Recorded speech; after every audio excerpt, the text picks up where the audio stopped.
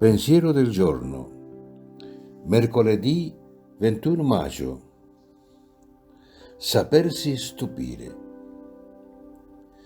In questi tempi molti pianificano da soli il loro programma di vita, ma è sempre a livello terreno e solo umano.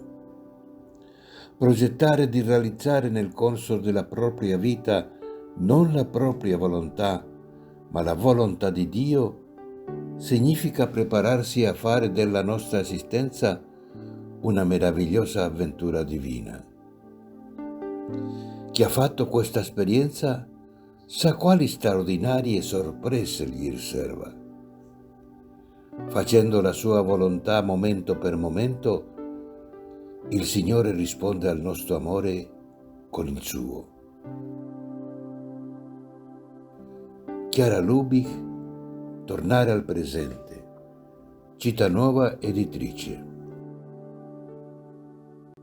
Ciao, se ti è piaciuto questo video, metti mi piace, dito in alto, e iscriviti al canale. È libero, gratuito e senza alcun impegno. Parola di vita. Maggio 2025. Signore, tu conosci tutto. Tu sai che ti voglio bene. Vangelo di Giovanni, capitolo 21, versetto 17.